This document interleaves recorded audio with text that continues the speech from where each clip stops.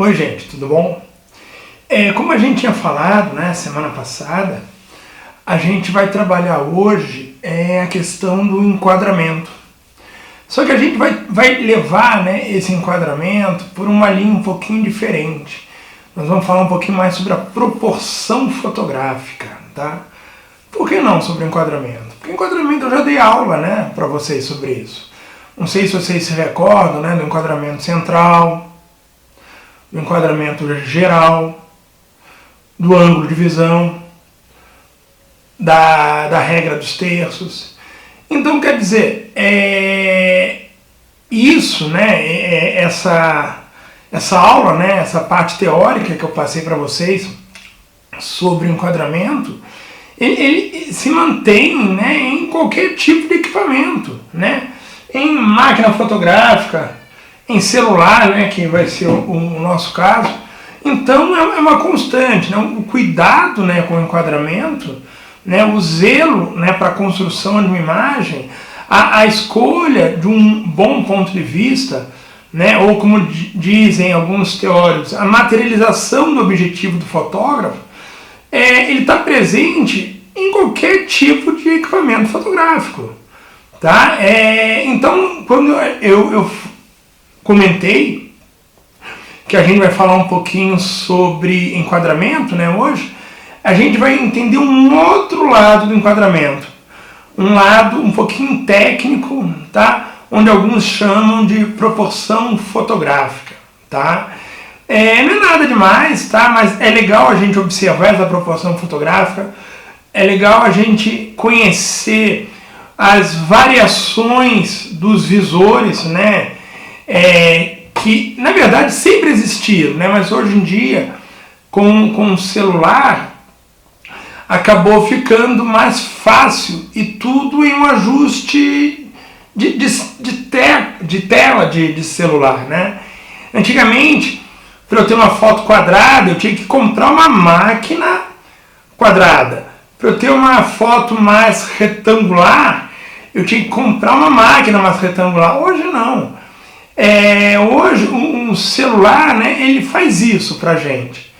Então, quer dizer, tem um lado positivo, que é muito bom, é muito prático, tá?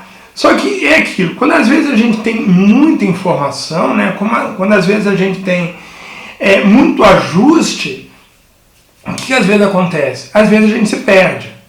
Às vezes você imagina uma foto quadrada, só que você está fotografando uma coisa que caberia melhor numa foto mais retangular, né? Ou vice-versa. Então eu vou apresentar para vocês algumas variações. Eu vou apresentar para vocês, vou dar para vocês alguns exemplos, tá? Dessas variações e propor, né, um ensaio crítico do olhar, né? Eu acho que vai ser uma aula bem bacana. Eu acho que vocês vão curtir um bocado. Galera, vamos começar? Vamos primeiro dar uma olhadinha nesse vídeo, nesse enquadramento que eu estou fazendo com o celular agora, tá? Olha essas três variações. Vamos dar uma olhada? Bem, gente, como eu estava falando, a gente vai dar uma olhadinha agora nessa proporção, tá? Eu estou com o meu celular, né, que não é um celular top, né, um celular que tem alguns recursos bem básicos, né? E eu vou falar para vocês das três proporções principais, tá, que existem no parâmetro fotográfico, tá bom? Então, no meu celular, no caso, essa proporção ela é apresentada aqui, ó. Então eu tenho padrão 3x4, tá? Padrão 9x16 e o padrão 1x1, tá? Vamos falar um pouquinho primeiro, galera, sobre esse padrão 1x1. Esse padrão 1x1, né, padrão quadrado, ele foi baseado, né, em um tipo de máquina fotográfica muito antiga, onde usava filme 120mm. É um filme de formato diferente. Dá uma olhadinha nesse filme. tá? É legal ele, né? Se a gente for comparar esse filme com o filme mais comum, né, o 135mm, o que a gente nota? Que esse filme, ele é quadrado, né? Então ele era conhecido como 6x6. Por quê? Porque tinha 6 centímetros de largura por 6 centímetros de altura, tá? Então nós temos essa proporção 1:1, tá?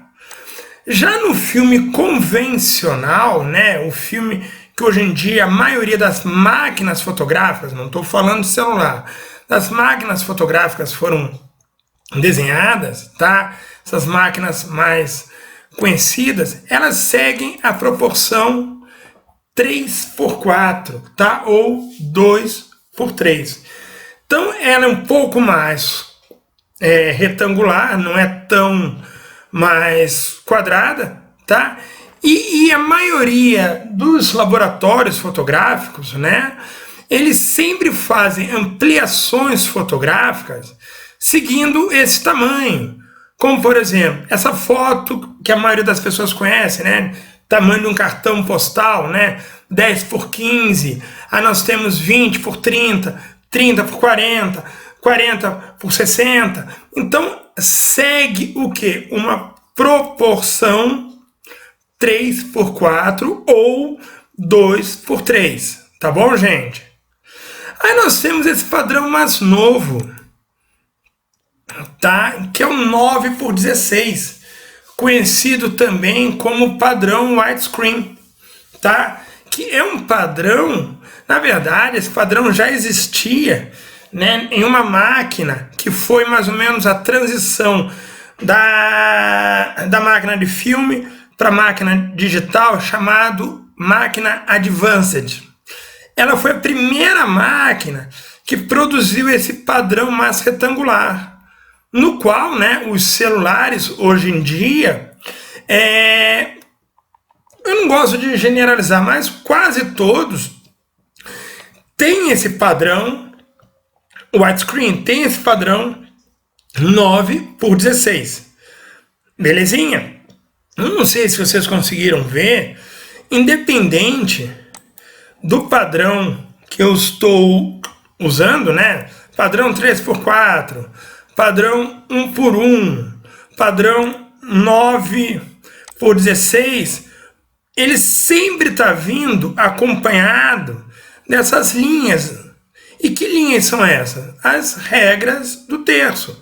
Então, quer dizer, independente do formato que você produz a sua foto, a utilidade da regra dos terços é importantíssima. É extremamente útil. Para quê?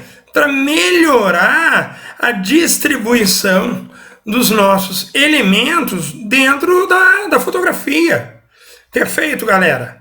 Uma outra coisa que é interessante que a gente fale, tá? Em relação a esses 3 padrões, né? É que a gente não pode esquecer da onde a gente vai usar esses padrões. Vamos imaginar que eu vou fazer uma foto e vou postar no Instagram. A maioria das fotos do Instagram, tá? É o quê? São fotos quadradas, então proporção 1:1, tá? De um tempo para cá, eles começaram a dar espaço para fotos 3x4. Só que o que aconteceria se você fizesse uma foto 9:16? Você iria o quê? Ter que cortar uma parte da sua fotografia. Então, quer dizer, essa noção aqui que nós temos de espaço tem que ser pensado com muito cuidado, tá? Às vezes, esse excesso de espaço é interessante, quando, por exemplo, eu quero cortar a fotografia, então, quer dizer, eu vou cortar, mas não vou cortar nada útil. O que vai ser cortado vai ser apenas o quê? Esse espaço vazio. Mas, em alguns casos, se você cortar alguma coisa da fotografia, vai estar cortando também alguma coisa muito importante da fotografia, como por exemplo aqui, ó, Vou imaginar que eu tivesse que cortar a parte de baixo. Eu ia cortar o quê? O pé do personagem. Então, isso a gente tem que prestar atenção. Mas vamos nos aprofundar um pouquinho mais agora, galera. Vamos lá? Bem, gente, então como a gente está falando, né, o grande lance é a gente pensar no enquadramento também analisando a aplicação. Por exemplo, essa foto aqui dessa menina, dessa modelo, quando eu fiz pensando em ampliar no tamanho 3x2 ou 3x4. É tipo da foto, por exemplo, que eu jamais poderia aplicá-la no Instagram, com esse corte 1 por 1. Por quê? Porque eu estou perdendo alguma área dessa imagem. Vamos dar uma olhadinha aqui? Então, olha aqui. No Photoshop, eu tenho aqui algumas proporções, né? Então, vamos trabalhar com a proporção 3x2 ou 3x4. Olhem que essa proporção, ela encaixa direitinho a minha imagem, tá? Ela cabe perfeito. Se eu quisesse diminuir um pouquinho o enquadramento, eu poderia diminuir e eu não iria ter perda. Por quê? Porque eu pensei no enquadramento. Agora vamos imaginar que eu quisesse aplicar a proporção 1:1. Então olha só. Se eu pegar aqui bem rente da cabeça da modelo, eu perco os pés, e os pés são parte importante dessa composição. Então, isso é muito importante a gente pensar, tá? A gente ter cuidado com esses espaços vazios, tá? Ou quando você não deixa nenhum espaço vazio, tá? Nesse caso, como foi pensado, eu não deixei espaço vazio, porque eu sabia onde eu iria aplicar essa fotografia. Perfeito? Gente, diferente daquela outra foto da modelo, onde a gente praticamente não tinha nenhum espaço sobrando, eu tenho aqui 3 imagens com bastante espaço sobrando, tá? Então, quer dizer, quando a gente tem muito espaço sobrando, de certa forma, você tem uma liberdade para escolher o corte, tá? Então eu poderia, por exemplo, nessa foto aqui dessa menina, refazer diversos tipos de cortes com ela. Por exemplo, eu posso fazer um corte 1:1. Eu posso fazer um corte 16:9.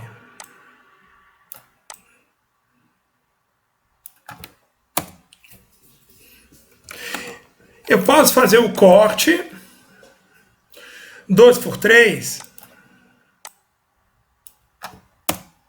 Então, de certa forma, o excesso de espaço vazio, galera, de certa forma, esse excesso de espaço vazio, ele oferece uma segurança para você poder fazer o recorte da sua fotografia. Por quê? Porque não necessariamente esse corte muito grande, esse espaço muito grande, vai ser útil para mim. Eu não estou falando que todo espaço grande é inútil. Não é nesse caso. Mas nesse caso dessa foto, nesse caso dessa imagem, para que tanto espaço vazio? O que ele vai agregar?